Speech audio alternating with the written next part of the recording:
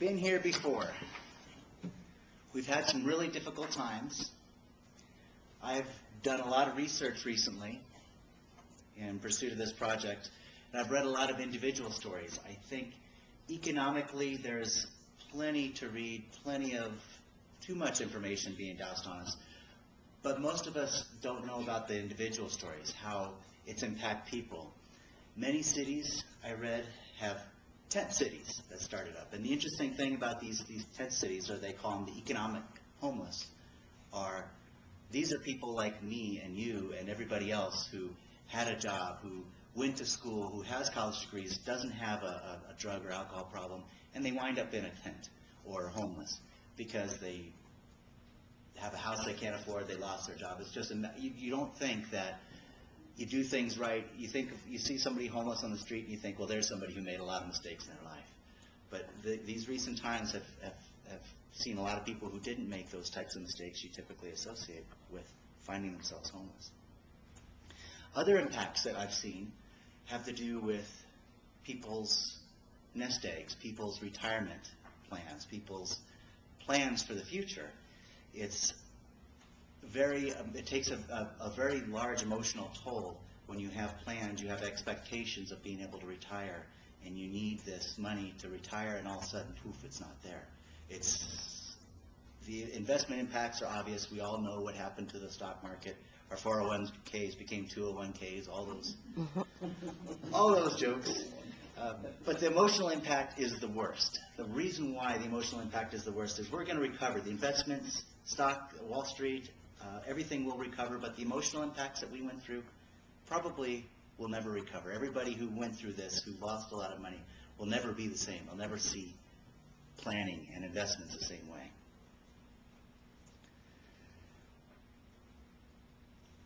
The economic impacts that we went through were devastating. The bailouts, everybody knows about bailouts. Companies that were never supposed to have a problem, who could never have a problem, who you would loan every last dime to and never had to think twice if that it's at risk, failed. Lehman Brothers, 140-year-old company, I think, failed.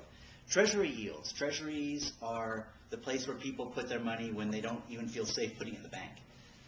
They're short-term investments with the government. For the first time, an incredible thing happened. They were paying negative yields, which means you literally had to pay the government money to keep your money.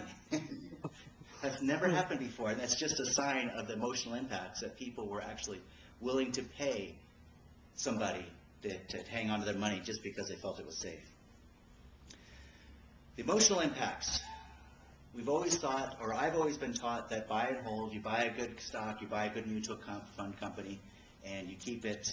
That's always been the traditional mindset. Diversification, asset allocation has always been the foundation that I've built my investment. I have an investment practice, and those are always the foundation. And everybody's saying buy and hold is dead. Asset allocation is a thing of the past. And that's sad because it's really not. This is just another. We've been 3 times in the last 10 years, including this time, we've seen huge drops in the stock market. It didn't really hit us emotionally as much in the past as it has now. When I'm talking with a client, it used to be one of the first things I had to address was their level of risk tolerance. And usually it was somewhere between conservative and aggressive. And I just had to figure out where at on this line that they fit. And I believe that if you put somebody in the most conservative type of thing, you were pretty safe. You didn't have any great risk of losing money because the bonds never really fluctuated much. That all changed. Instead of thinking about where on this line I'm going to put a client now, I actually put one question before that, whether they should be invested in traditional investments at all. There's guaranteed investments that I never really paid much attention to unless we're talking about retirement income. Now I give them a lot of, do we go with a guaranteed investment or do we go with a traditional investment? And then if we go with the traditional investment, we'll set it on this line. We've been here before. This has happened many times in the past. It'll happen again. It's probably going to happen again in the near future with the Dow hitting 10,000 yesterday. I don't know how many people you know about that. That's pretty significant in the investment world. Stock market's up 50% year to date, and it's probably going to have a correction downward. We're going to be here again. Economic recovery is imminent. We're already there. The recession's over. I'll pass this around. I didn't print one for everybody because I didn't think my printer would have enough ink to print something that dark. Credit crunch is pretty much a thing of the past. Housing is starting to stabilize. There's a lot of pent-up demand, both in businesses and individuals. People have been holding off to buy cars. Businesses have been holding off on buying inventory, on hiring, but they want to.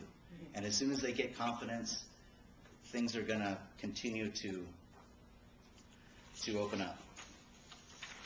This is an interesting chart. It shows the drop, the decline, and the advance this year. And the advance is the interesting thing that this chart is showing, is that the stock market jumped on relatively silly things. Fed quantitative easing begins, caused it to jump 10%. Little things, because it went down so far, little things will make it jump up pretty quick. And housing is stabilizing. We got the first positive reading in the housing market in 34 months. So these are all positive signs that the recession is coming to an end. I'll pass this around if anybody wants to see it. So the economic recovery is imminent.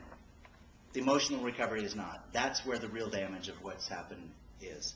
Because people will not trust traditional investments and traditional ways of thinking, it's going to seriously put at risk, especially people of my generation who have 20 years to go. If you don't invest in the right things at our age and at people that are younger than me, then you're not going to do as well when it comes time to retire. And we all know about the doom and gloom that's been spoken about, Social Security. We can't count on that. So that's where the real damage is. Does anybody, I need a couple people to ask me questions.